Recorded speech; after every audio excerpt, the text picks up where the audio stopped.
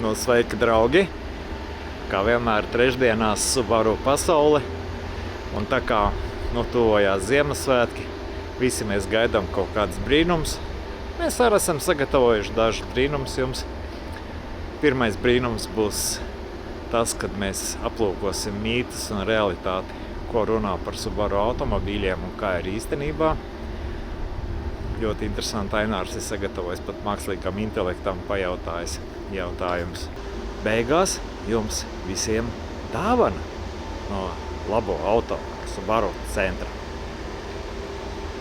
No re? Ui, kāds sens.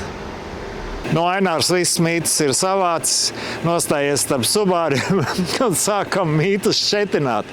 Runā, ka Subars esot ļoti dārga mašīna, apkalpošanas ziņā. Jā, tāds mīts pastāv, ka Subaru tas ir dārgs auto. Jā, varbūt ir tādi oriģinālie mezgli ir dārgāki, kam nav pieejams analogs, kas varbūt Eiropas mašīnām vairāk pieejams, bet tā ir tāda viena nianse. Un tad tā otrā dārdzība, kura īstenībā, ar kuru saskarās bieži vien lietotāji, ir neuzturēta auto iegāde, kurai pēc tam gan jāiztērē daudz naudas, lai viņu savest atpakaļ tādā labā kondīcijā. Jo dārgs auto ir nevis vienkārši kā dārgs auto, bet neuzturēts auto. Tas ir dārgs auto, bet tā jau arī bieži vien nonāk cilvēki. Jā, ir vēl viens mīts man galvā uzreiz. Subāri baigi rijot degvielu, baigi rijot. Jā, šo te es esmu atklausījies gana daudz, bet kaut kur mēs kaut kādās citās video esam runājuši par to, ka tie vecākas paaudzes auto viņi bija ar lielāku degvielas patēriņu, bet ar ko cilvēks salīdzina jautājums? Varētu katram uzdot šādu lietu. Visdrīzāk salīdzina, piemēram, ar kaut kādu 1.9 vai 2 litrīgu Passatu priekšpiedziņas. Pamēģināt salīdzināt ar pilnpiedziņas un benzīna Passatu. Jā, jo rekurums fonā stāv Subaru dīzels, kas nerīt, 6 litri tērē, viss kārtībā. Rekur stāv modelis, kas neko gandrīz nerīt, Subaru Justy. Jā. Vai ne? Bet šis te blakus Subaru tribeka, tu taču zini, cik viņš tērē. Jā. Bet tas Justy taču viņam salonā lien iekšā. Var vadāt līdzi, tad viņš neko netērē. Jā. Vēl viens mīts, jā, Subaru detaļas grūti dabūt, gandrīz neiespējami. Tas jau, paldies Dievam, ir izklaidēts. Tas bija manos karjeras pirmsākumos. Tas tiešām bija kaut kas unikāls, jo visas detaļas bija tikai oriģinālas un lielām pūlēm varēja kaut ko piemeklēt. Nevis jau bija gatavs, kaut ko piemeklēt. Pultņus, kaut kādas siksnes. Nevienam jau nav noslēpums mūsdienās, ka unikālas detaļas ir samērā maz.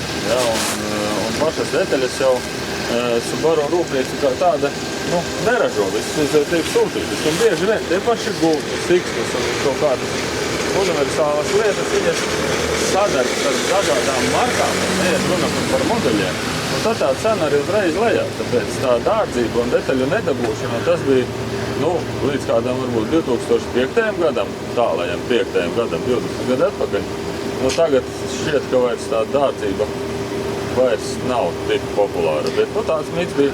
Jā, vēl viens mīts, kas nāk no manis. Ar mehāniķiem vietējiem runāju, kad gribu Subaru un vēl kaut ko, visi saka, oi, taču tik grūti remontēt.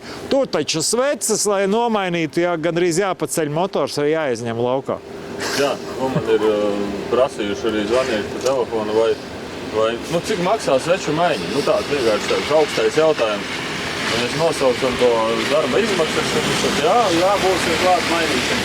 Un tad es uzzinu, kad ir kādā servisā noprezentējuši, ka tur ir būtībā motors vai jāpiepaceļ, vai jāizceļ, jo, varbūt kaut kāds 2.5 dzinējs, kur tās sveces tā mazliet slīp uz augšu stāv, tur tik traki nav, bet kāds turbo motors, kam nāk burtiski pretī lonžeroniem. Un tur ir kasveidīgs, speciāla atslēga un iemaņas. Tātad, ja tur šīs divas lietas nav, tad tas ir raķešu zinātne. Ja tas tev ir un iemaņas ir, tad parasti tas viss beidzās labi. Jā. Kad man uz manu jautājumu šādi atbildēja, es teicu, Džeki, jūs laikam kaut ko nerubījat tajos Subaros, tāpēc viņi tik sarežģīti jums liekas. Šis ir vēl viens mīts, tieši nerubīšana tādā mašīnā, kā tu tikko teici. Tieši tas ir arī tas mīts, kur dažādos servisos, dažādos pat auto plačos mēģina cilvēkus pat atrunāt no šīs te markas. ka tas nu vien ir sarežģīts auto apozīt, motors, kas ir ne visiem pazīstams. Un, ir kuri pasaka, nē, mēs Subaru vispār neremontējam, eļļu varam nomainīt klučus, neko vairāk. Ja? Un saka, nē, šādu mašīnu nē. Tas arī viens no tiem mītiem, kad griežoties nepareizā vietā, kur nepārzina šo mašīnu, nu, jums neradīsies skaidrība laba, slikta. Nu, visdrīzāk būs jēdziens slikta, nevis laba. Jo tas, kas ir nezināms, taču nav labi. Nākošais mīts ir saistīts ar manu personīgi, jo mīts ir tāds, ja nopērc vecu Subaru, tad nopērc savu milzīgas problēmas. Vecu Subaru vienāds problēmas, jā, tas tāds mīts, kas ir, bet tas jau ir saistīts vairāk ar to, ka tas vecu Subaru bieži vien nav uzturēts. Nav viņam pasekots līdzi, ja tu nopirksi vecu Subaru un uzturētu, nu tad paskaties, šie te modeļi taču ir 300, 400 un 500 tūkstošiem nobraukuši. Vai tās ir problēmas? Jā, tur var atrast daudz sarakstā, visa kā tur var atrast, jā, bet uzturēti nebūs problēma, noteikti. Tad vēl viens mīts, kas ir saistīts ar Subaru dzinējiem. Dzinējiem tos mēs vienreiz jau apskatījām, bet arī šeit mītu sarakstā mēs viņu varam pieminēt. Tas ir saistīts ar, piemēram, galvas blīvis, vai tā ir problēma. Jā, tā bija problēma tieši mašīnām 96. gads līdz pat 2011. 12. būtībā tie, kas bija EJ klases tie motori. Jā, pārsvarā tie bija 2.5, jā, bet ko tas saistīts? Jā, viens, kas ir laicīgas eļas maiņas, lai tas motors būtībā nav aizaudzis. Un otra lieta ir, par ko mēs laikam vēl neesam pieskārušies, tā ir dzesēšanas sistēmas higiēna. Dzesēšanas sistēmas higiēna. Ko nozīmē? Nozīmē, vai esat mainījuši dzesēšanas šķidrumu, vai ir laicīgi mainīts, vai ir izbrauks virs tiem 40 tūkstošiem. Vai ir pareizais šķidrums ieliekts?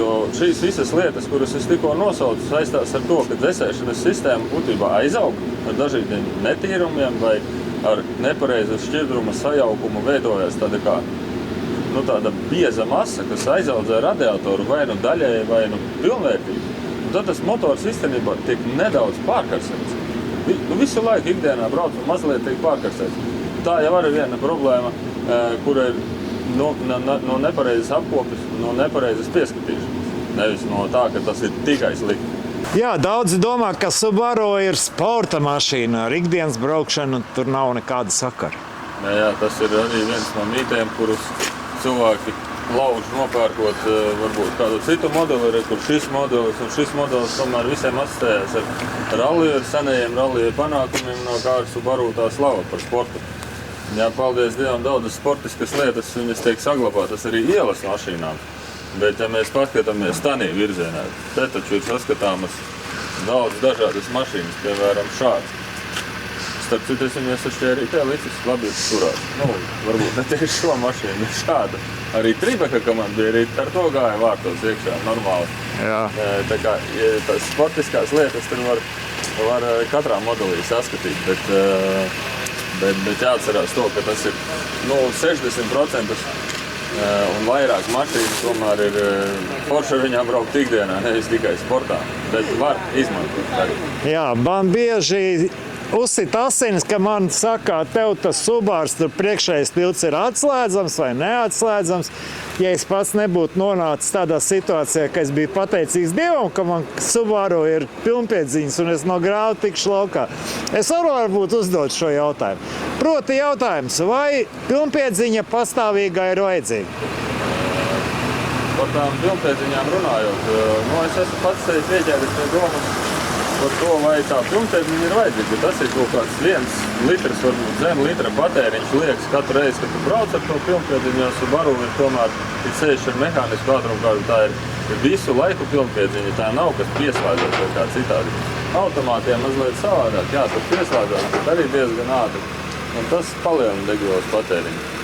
Pilnpiedziņa, manuprāt, tiešām 60–70% ceļa garumā, ko tu brauc vispār ar mašīnu savā dzīvē, visticamāk nav vajadzīga, var iztikt bez tā. Bet tie atlikušie 30% es esmu arī pats bijis tādās situācijās. Ja man nebūtu tā pilnpiedziņa, visdrīzāk tie būtu piedzīvojumi lielāki, mazāki, bet tie būtu piedzīvojumi noteikti. Kaut vai no kaut kurienes izbraukt ārā, tas būtu tāds mazākais, ja, tas lielais sniegs, kas jau pēdējos gadus nav saskatāms, bet kaut kādi dubļu ceļi. Vai arī ceļš, kas ir slapjš, lietains, kad mašīna ir iespēja varbūt kaut kāda akvaplanēšana. Pilnpiedziņai akvaplanēšana ir krietni mazāk. Viņa ir, bet viņa ir krietni mazāk. Tā kā drošāk braukt, mazāk stresa vispār ikdienas ceļā. Tas ir tas pluss, ar ko es rēķinos braucot ar AVD. Lūk, tā kā mazliet parunājam par Subaru mītiem, un mūsu tāds, dāvana mūsu sekotājiem, mūsu klientiem jaunā gadā tas būtu pilna autodiagnostika, kas ietvertu arī video. Video, kas tiks jums nosūtīts uz WhatsApp vai uz e-pastiem, gan ir grūtāk. Tas būtu WhatsApp visticamāk, un kurā jūs redzētu faktiski defektus, nevis kaut kas uz lapas tikai rakstīts, bet rakstīts uz lapas plus nofilmēts, lai jūs saprastu, kāds ir jūsu auto patiesais stāvoklis, vai varbūt jūs vēlaties iegādāties auto un gribat saprast. Tātad janvārī katru dienu tiks piedāvāt šāda viena vai divas iespējas. Tā diagnostika apmēram aizņem kaut kādas 2 stundas, tas tāda nopietna diagnostika, lai novērtētu auto stāvokli. Tātad dāvana no laba auto un lai kliedētu šos te mītus klātienē vienkārši. Zvaniet, ieplānosim laiku šim te pasākumam uz telefonu vai rakstiet arī WhatsApp ziņu ar auto numuru un ar lūgumu veikt video diagnostiku. Tā mēs nosauksim šo te pakalpojumu. Un janvārī tiekamies.